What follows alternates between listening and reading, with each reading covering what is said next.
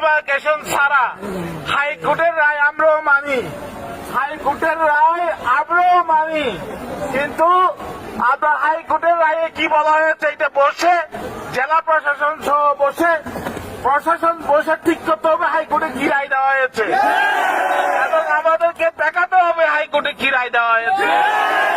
সংগ্রামী বন্ধুগণ, আমি কথা বলেছি ইতিমধ্যেই, সবাই উপরেও কথা বলেছি।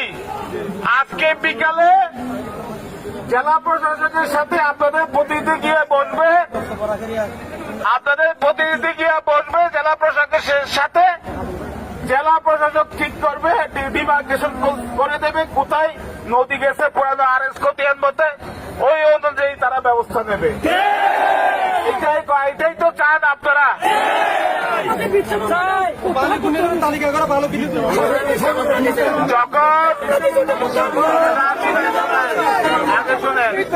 যখন আমরা জেলায়, আমার কথা শেষ করতে দাও না, যখন জেলা প্রশাসনের সাথে আমি তো আপনাদের সাথে আছি, আপনারা আমারে বিশ্বাস করবেন, অনেক জায়গায় আমি চেষ্টা করেছি যাতে উচ্ছেদ না হয় এবং ক্ষতিপূরণ পাই, সরকার শুনতে বাধ্য হয়েছে, কারণ আপনারা আমাদের সাথে আছেন বলেই সরকার বাধ্য হয়েছে।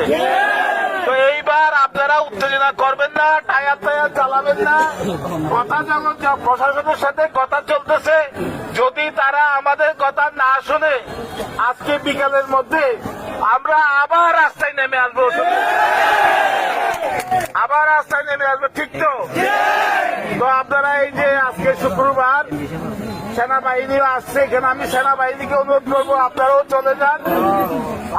চলে যান, আমাদের লোকজনও চলে যাবে, সবাই পাশাপাশি আমরা যুক্তি তর্কের মধ্য দিয়ে আমরা জেলা প্রশাসনের সাথে বসে জেলা প্রশাসনের দৈনিক আজকের বাংলা .net